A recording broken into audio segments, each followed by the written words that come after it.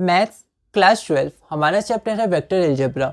हम सीबीएसई के previous year questions कर रहे हैं जो 2011 से 2023 तक आए हैं।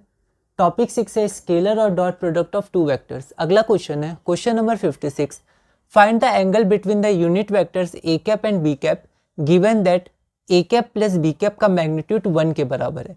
यह question CBSE sample question paper 2021 में आया है, 1 मार्क का। एक बार आप इसे ट्राई करिए, फिर हम आगे बढ़ते हैं।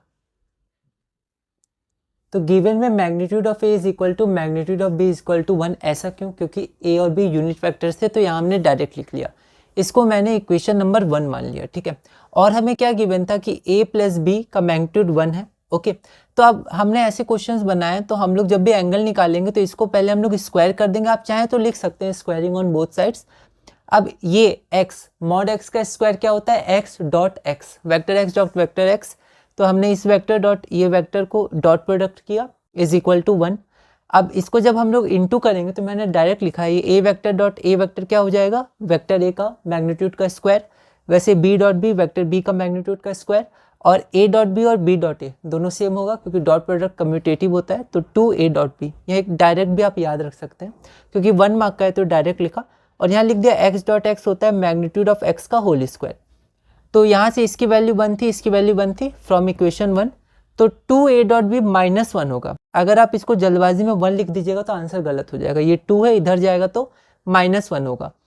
तो अब हम यहाँ इसको एक्सपेंड कर सकते हैं। a डॉट b क्या होता है?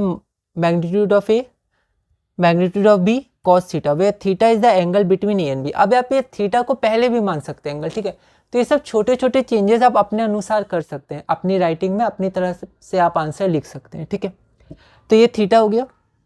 अब यहाँ से 1 वैल्यू फिर हमने इक्वेशन 1 से पुट कर दी, तो cos थीटा -1/2 हो गया, ठीक है। अब ये -1/2, तो पहले 1/2 कब होता है? π/3 में, और माइनस होता है सेकेंड क्वाड्रेंट में, तो पाई माइनस π/3, तो ये हो जाएगा पाई माइनस π/3। तो cos थीटा हो गया cos 2π/3, ठीक है। तो यहाँ से हमारे पास थीटा की वैल्यू क्या आ गई? 2π/3। यहाँ पर हम 2π/3 लिख देंगे, ठीक है। तो हमें बहुत ध्यान से रखना है ताकि आंसर गलत ना हो। अगर यहाँ π/3 छोड़ देते तो सब सही था, बस लास्ट में थोड़ा गलती हो जाती। तो इसलिए यहाँ पर 2π/3 होगा, cos थीटा 2π/3 है ना, क्योंकि ये निगेटिव था। तो cos जो है थीटा वो सेकेंड क्वाड्रेंट में होगा, है ना। तो सेकेंड क्वाड्रेंट में पाई माइनस π/3, तो ये आपका 2π/3 हो गया। तो cos 2π/3 -1/2 होता है, ऐसा आप डायरेक्ट भी याद रख सकते हैं।